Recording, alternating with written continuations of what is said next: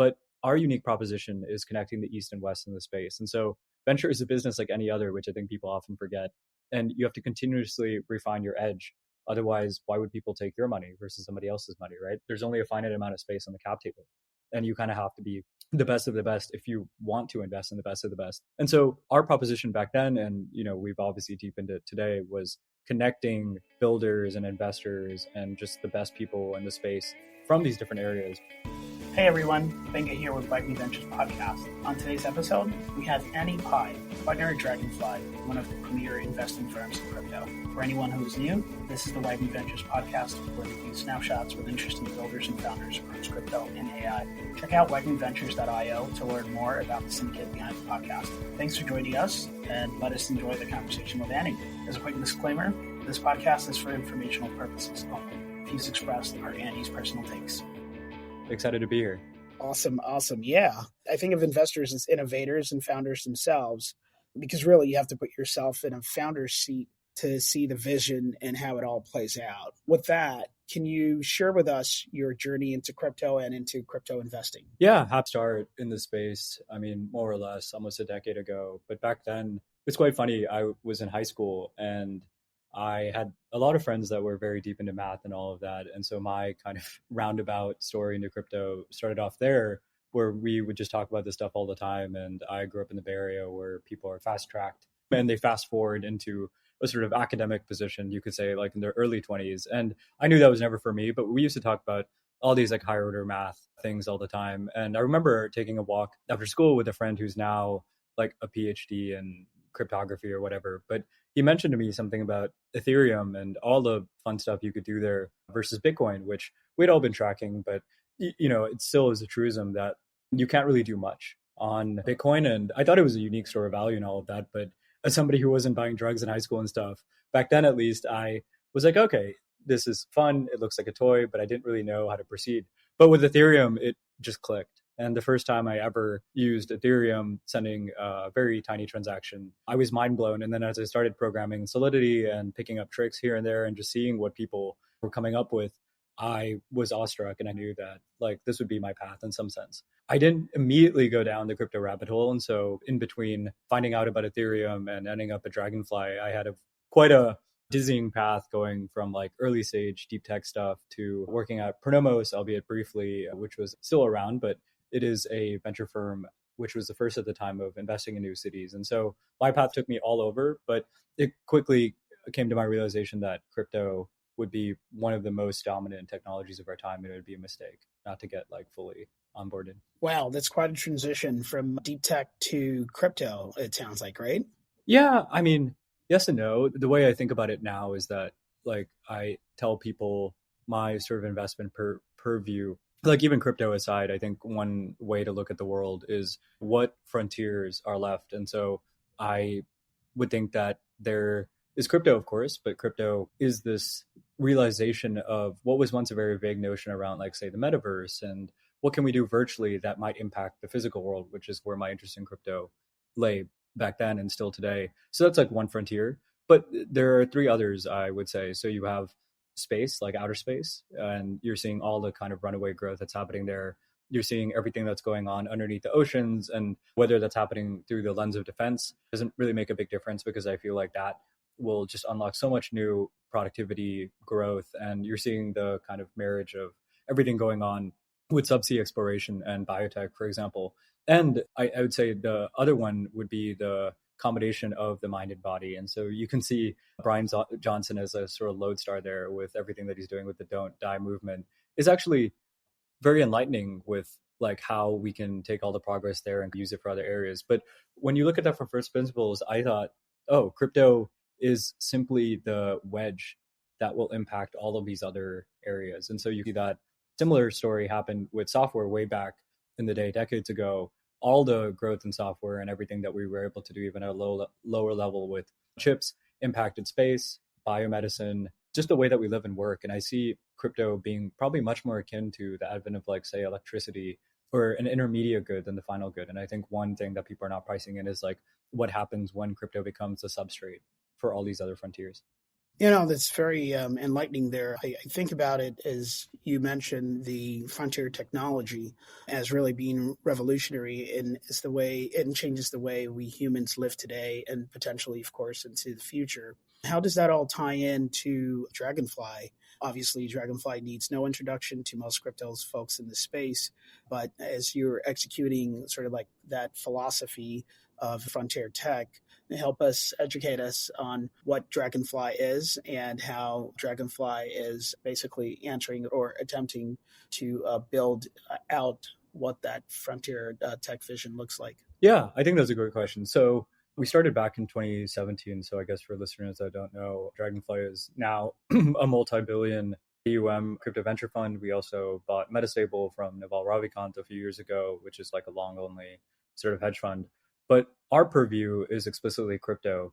But the way that we think about it internally is like you're seeing all of this just innovation happening both in the West, but also in these emerging markets where people are harnessing crypto to both impact the space, and that could be like crypto infrastructure, but also other areas like telecoms, energy, like physical goods that I think really require crypto. So you can see it from these two angles where it's like crypto for the sake of crypto, which it's like how do we benefit the crypto economy and make more people create valuable things on chain. But now in the second decade of crypto's life, we're seeing this Cambrian explosion and using crypto to impact other fields, which I always thought this is how it was going to go. I mean, I think similar to the internet and even all these other major infrastructure projects, the American public were heavily invested in centuries ago. You could say railroads, obviously in the 1840s, canals in the 1820s. They all existed as this like first broad infrastructure, just simply to promulgate the technology itself, but then it impacted everything else. And I think we're in that phase of crypto right now. And so Dragonfly, why I was compelled to join a few years ago, I saw crypto as this thing that would exist as the substrate. But our unique proposition is connecting the East and West in the space. And so venture is a business like any other, which I think people often forget. And you have to continuously refine your edge. Otherwise, why would people take your money versus somebody else's money, right? There's only a finite amount of space on the cap table. And you have to be the best of the best if you want to invest in the best of the best. And so our proposition back then, and we've obviously deepened it today, was connecting builders and investors and just the best people in the space from these different areas. Because before we started, we didn't really see anyone try this very globalistic approach of crypto. It was just always Asian crypto funds or Western crypto funds, and they would have very little conversation together. But we knew that crypto, in some sense, is a unit of globalization. Like when you think about Bitcoin, in other words, is effectively stranded gas emissions. And so you're turning energy using proof of work into something that is a store of value. For a lot of people, it's like a currency. But in the future, like all of this will spread all over the world. And the crypto economy, as we've seen, so this is what we were thinking back then, the crypto economy will bring everyone together no matter where they live, what they work on. All of us will be connected in this sort of like hive mind, which you're seeing today. And so if crypto is the base unit of that, it was just a question for me of like, where is the best place I can really express this view? And Dragonfly, I think, just in our portfolio, I mean, we touch kind of everything. We are investors in ZK Sync, in Monad, which has turned into base infrastructure for many builders and users of the space, but even more consumer applications like Polymarket and Dawn by Adrena, the decentralized bandwidth protocol. And so we're lucky to be able to do everything, but it also gives us a unique purview into where the future is going. Yeah, no, thank you for that. I also, as I think of where we are in the cycle, as we enter the early innings of the bull market, I love the story behind the name of Dragonfly, the Dragonfly being the first to emerge from, let's call it the frost of winter, and having the highest hunt success rates. So as you mentioned, some of the investments that you've done, obviously all pretty interesting, innovative projects. You're definitely living up to that name. What Dragonfly's reputation has always taken the contrarian and long-term view. How has this approach framed your investment thesis? And what does that evolution look like in a space that is always changing? Yeah, I think there are timeless principles when it comes to investing. I mean, probably the most famous aphorism outside of like the typical Buffett, Graham stuff is like, this time is different. And that was from a famous stock picker centuries ago. But like, this time is never really different. I mean, it's a truism that like, sure, history doesn't repeat, but to me it rhymes. And I think there's a lot of rhyming going on with what's going on in crypto. And basically every other new important technology that's come out in the past few decades or past century And we're trying to take those timeless principles and really apply it to the crypto economy, which I feel is like severely lacking in that. Kind of specifically what I mean is I would add that like we try to be value investors in the space, to your point, and we try to figure out those points of leverage in crypto companies that we think will completely rock the rest of the industry. And so, classic example, I think everyone is an infrastructure investor in crypto now. If like you are a crypto investor, the joke at conferences is that you basically invest in infrastructure. But I would say while we started off there, so that's how Dragonfly started back in 2018, doing a lot of that stuff where we led the seed round of AVAX and Near and these other now mainstay protocols. But as the years progressed, and I would say where we are now, a lot of our thinking has gone to other parts of the economy. And so we did Athena Labs, which now is, I believe, the fastest growing DeFi project in history, creating the basis trade in a very simple way that other people can get exposure to. That's one example of something that I think blends both very old DeFi principles and something that's more consumer based. But even things like Polymarket and I'd say the DePIN stuff and some of the AI stuff we do is taking a lot of these timeless principles, like where are the products very valuable? Where is the moat? Can these things actually create a bunch of high gross margins and cash flow over time? And I think these things like don't really partake in the, I know we'll get here, but the due diligence process of other investors. And I feel like it's lacking in that regard. FTX was a good example there. I mean, the story I always tell people is that FTX kind of showed the broader world that venture capital is not a solved problem. I mean, for a decade, it just seemed like everything would go up and you could do no mistake and you didn't really need to think too hard about the future and like where the unlocks would actually be and where the dislocations are. But FTX, I think, was a unique nexus in time where people realized, wow, okay, there is actually a lot of greenfield opportunity in being a great venture capitalist and actually figuring out what companies will win, succeed, and actually change the world for the better, which is, I think, what we try to do for crypto. Hey, everybody. Quick thing here. We're excited to announce WAGMI Advisory, your home for all things fundraising, hiring, and partnerships. This is all about supercharging your project with the WAGMI network, consisting of over 20,000 executives, investors, and builders in crypto, all ready to come alongside your project to help it succeed. Get in touch at team@wagmiventures.io to learn more and figure out if WAGMI Advisory is the right fit for your project. Let's get back to the show.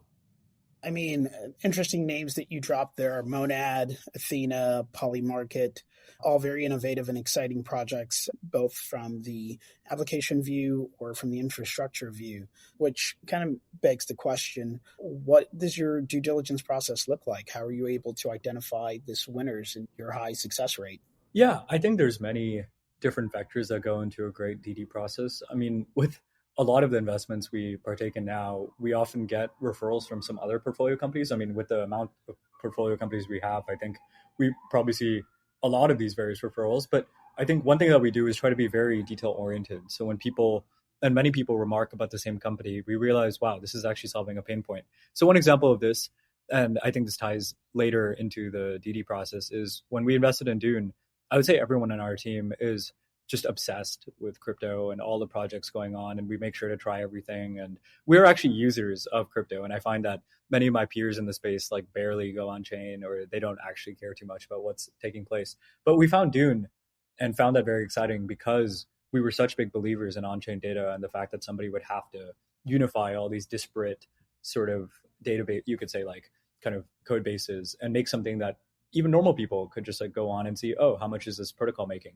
And so our DD process, you could say in the first level to it, starts off with talking to customers, actually seeing if there's demand, because many projects in crypto, I think, die due to a dearth of demand, not due to a dearth of supply. That's what tokens are great at, creating a lot of supply. And so we really figure out if there's demand, and we make sure to talk to like all kind of the key players who are instrumental in that for a protocol or project. Go there, and then a step deeper is background checks on everyone, making sure that like people are acting with integrity and moral. But then really, I guess, checking to see how even random people in the space have sort of viewed the protocol. I mean, I think it is very easy in the space to like have a great face and sense of mind when you're talking to very important people. But we, at the end of the day, we want to make sure we're talking to people that are like positive sum, and we want to invest in a positive sum future. And so we really try to leave no stone unturned there. And we actually have a full back office kind of making sure that we did that. And even though we didn't invest in FTX or anything like that in our firm's history, after all of that happened, we did a complete revamp of the DD process and made sure that like, are we going above and beyond? Our goal is to try to set an example. And we don't really look to other people to see what they do. We actually try to think from first principles about like what are all the pieces of information that we need to make the right decision. But then also like what are the things in say a post-mortem that we would look at and say, wow, we should have done that better. And we try to get all of that done at the same time. Yeah, thank you. It certainly helps how you think through the due diligence process. I'm going to just bucket that as one of the things that you, of course, directly can control. But if I take a step back and look at some of the more macroeconomic factors, things that are certainly outside any of our control. For example, markets are pricing in to U.S. Federal Reserve rate cuts this year. Broad strokes, like how does that affect your investment strategy going into 2025 and what that investment process or due diligence process looks like? Yeah, I don't think we can reduce your standards. I think that's a big issue. What happened last time where a favorable environment in the sense of macro with the trillions of dollars being printed, I think led people to believe that, like I said before, that this time was different and that could like go lax. But crypto and venture capital and startups are actually a business of survival. I think it was Steve Jobs who said, like winning in our business, and he meant technology, actually starts with survival. And if you don't focus on that, then nothing else really matters. There's a different strand of thinking that this goes along with, like ergodic theory, which is just that, like, say, for example, inequality always goes up.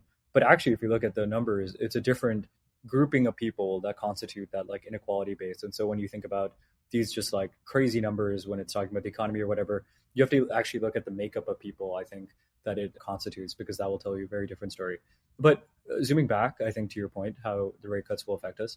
I mean, I believe it's always been true that when there's a rate cut, the economy then goes into free fall. I mean, correlation is not causation, but the Fed, in accordance with its mandates, has to give the best reasoning. And oftentimes that comes too late. It comes too late in the process, so that when they want to cut rates, it actually means that the economy is in dire straits. And it might not look like something like 2008, but I guess with all the sentiment going on right now, and you're looking at consumer data and just consumer spending in the economy, yeah, it certainly doesn't look good. And so I think a rate cut will actually, like it has happened in the past, will probably lead to more negative expectations first. But then as the market prices in, I think historically what has happened over the pursuing months, I believe in 2020, it took 6 to 9 months for the rate cuts to actually trickle their effects through the economy. And I think we'll probably see something like that. Although it's great for us, I mean, I think this time is different in the sense that there is a lot more dispersion in crypto markets. And so what I mean by that is last time, I guess it was because of the volume of money being printed, but I'm sure it's overdetermined where there's a lot of separate reasons. Everything went up in kind of just broad strokes, like even the shit coins, like the majors, like everything in crypto just rocketed up, and you didn't really need to be a great coin picker to do well. This time I think is different because unlike other, you could say, bull cycles, this time has seen basically all the liquidity flow to, say, Bitcoin, ETH, Solana, and things of that sort, and meme coins. But everything in the middle has like sort of floundered.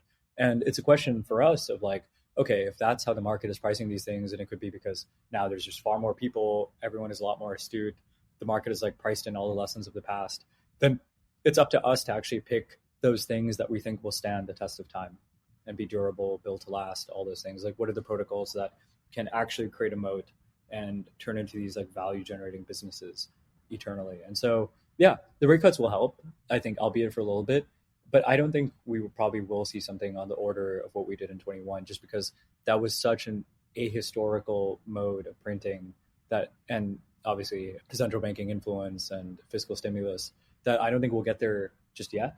But the long term to me for crypto, I think always made sense. It's like until this asset class mirrors the rest, I think we have a long way to go. So not too worried.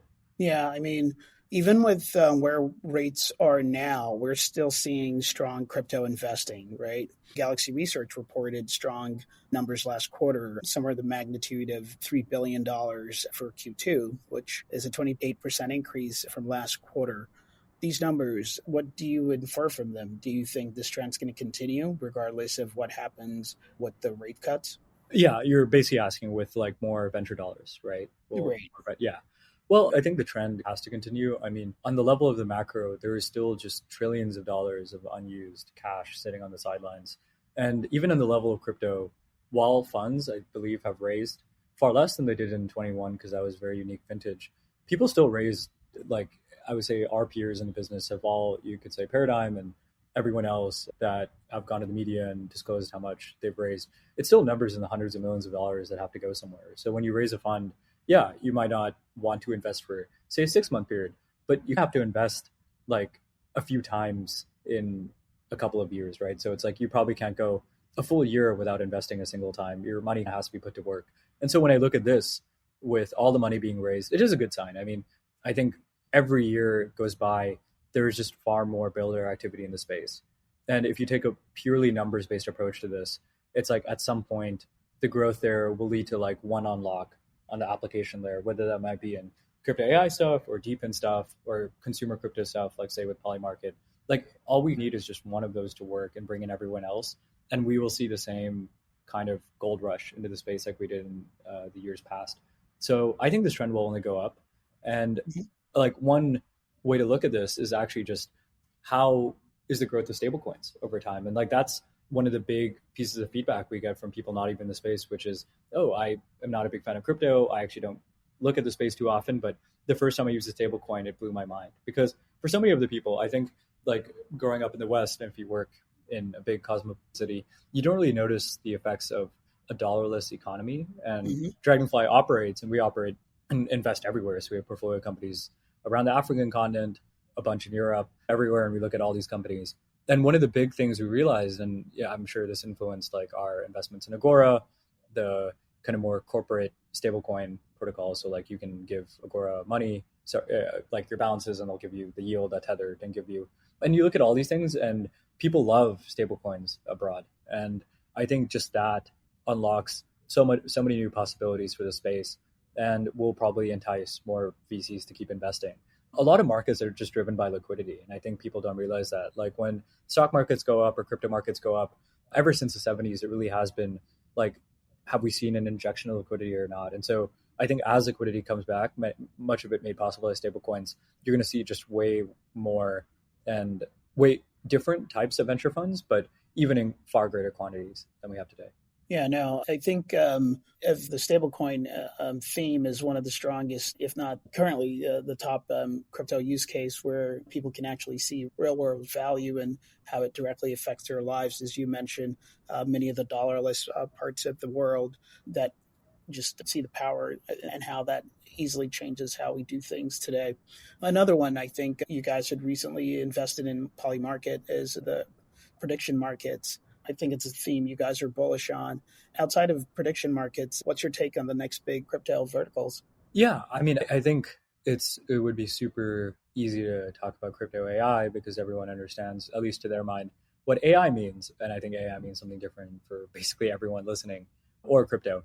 But I won't go there. I actually think that probably the most underlooked narrative, even just driven by demand and all of that, is probably the DePIN stuff, so decentralized physical infrastructure. I bring that up because like it does remind me of the early days of crypto where you just had random folks get together in a garage or a hacker house or just like some third space and talk about these insane ideas that would one day change the world. And I have a lot of friends that were there kind of 2012, 2013 in Bitcoin circles all over the world. And they talk about they got addicted to the space because people just had the wackiest ideas for how it could transform the Federal Reserve. It could transform the nature of money itself and labor coordination, all these like crazy ideas that we now take for granted. But like I said before, I think the first decade of crypto was really removing the burden that say like TradFi had, and that was like the Panglossian kind of idealistic idea. But now TradFi's entered the space with the ETFs, and they're also realizing that okay, maybe there is a semblance or a marriage that could like happen between these two once disparate universes. And now I'm seeing the same thing with the hardware industry, where one big problem in classic hardware is how do you generate supply in a cheap and easy way? I mean, maybe a separate analogy is like when you do anything in manufacturing, it just is so hard to create things at scale from a manufacturer. And it could go all the way from like chips, like you're seeing with TSMC as a monopsony provider for much of the world's infrastructure with their 3 nanometer chips, all the way to like automobiles and biomedical manufacturing. It just is so hard to create these things at scale. But with crypto, you unlock a new labor coordination mechanism. And so tokens kind of generate all this interest on the supply side to where you look at, well, like, say, not in our portfolio, but you look at, like, say, what Helium has done, I think, with Helium Mobile and Helium with the hotspots and making it quite cheap for people to afford.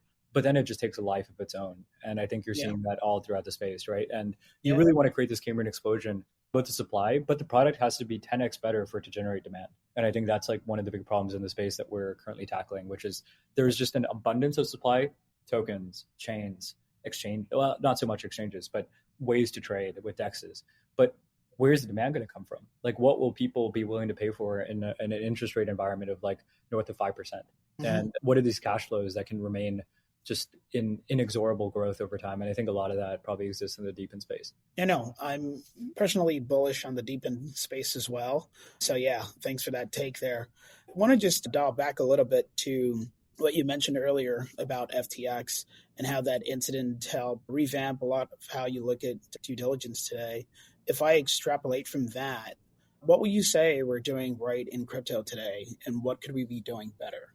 Yeah, that's a tough question. I mean, when we think about like what we're doing right, like one thing that certainly exists about the crypto space, contra every other space, and I think why people can't leave even if they want to, is just how risk loving people are. And if you go to like mainstream industries, you realize that a lot of people are not really asking the big questions of like, what do we do about this like incredible just debt growth that keeps expanding year over year? Like, why is it that people are just continually more depressed, anxious in big cities than ever before? And I think that's true of like all across the West.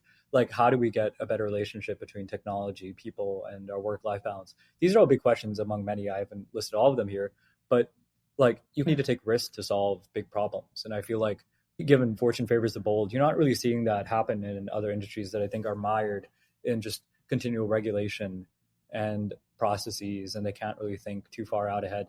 But I think the crypto companies that win and the ones in our portfolio are really thinking like decades ahead. And they're thinking about like how their protocol is not only going to reshape the space, but what does the world look like in like a decade? And I think really that's the only way you can be a timeless, fantastic investor is if you have the long-term view. And whether that's in our DD process with making sure that we're not just like ticking the boxes in years past, but also wondering how can we stay ahead with like new innovative approaches to what our companies are doing and making sure that they've ticked all the boxes, especially given a world of like regulatory oversight as more and more people, I think, try to crack down on egregious crypto companies. And we want to be ahead of that. But similarly, like how can you be risk on and build stuff that people actually like for decades in the future? So I think that's some of what crypto does well, like the fact that people love risk and can take risk. But it's a double-edged sword and maybe a sort of Damocles where it's like FTX was a great example of like, wow, people are taking too much risk in the wrong way. And it really comes from the top. And I think people have to set a great example. And we hopefully try to of like, how do you act with integrity, showcase hard work, treat people well, and actually act as a positive some influence in the spaces are like some of the things we try to do. I would say the other unique part about crypto that turns people off is the short-term nature of liquidity. With big venture firms, I think the general public assumes that we get tokens and we can basically immediately sell and reap liquidity far faster than other people. That really hasn't works. Yeah, well, that really hasn't happened in Right. the past few years, especially post FTX. Pre FTX, perhaps, although I wasn't too close to that stuff, actually seeing that. But it's different for hedge funds and venture funds. So I should add hedge funds, which obviously don't constitute most of the crypto investing space. It is primarily venture funds because that's what LPs want exposure to. Hedge funds can kind of do whatever they want. And they are obviously short-term trading. They have way shorter time preferences and they can express that view within their strategies. But venture firms, especially those in the West, are trapped in it's basically the same vesting process over like 4 years, 3 to 4 years. And so you're really not selling. And I mean, to give you an example, in our case, we try to have the longest view possible. I mean, it is true of like most venture capital firms where a lot of their biggest regrets are selling their winners too early. And that's why you saw Sequoia come out with their like evergreen fund. I forgot the actual name, but it is to like both stay with their companies up until an exit point, like say an IPO, but then also like hold the stock afterward. Whether that strategy works or not, I think remains to be seen. But you haven't really seen stuff like that in crypto. And like that is much more where our mind's at. It's how do we buy into fantastic projects early and hold them as long as we can, instead of, I think, having this classic view and really pushing back against the view that like we just like want to sell on people, which is something we don't do. Yeah, no, I'm not sure how. Like, I think of patient capital, just given my background, as sort of one way to really help unlock value beyond the short term view. And so as I think of what Sequoia did and some of the comments you've shared here, it really is important to be a bit more intentional about how we think about unlocking value, I think. But yeah, this has all been very insightful. Andy, thank you so much for being on the show today. No, thank you. Had a great time. Excited to be here. Hey, everybody. Thanks for listening. If you enjoyed the episode, go ahead and give us a good 5-star rating and subscribe wherever you're getting your podcasts so you can get all the latest conversations from the most interesting founders, builders, and investors from across the world. Thanks so much and have a good one.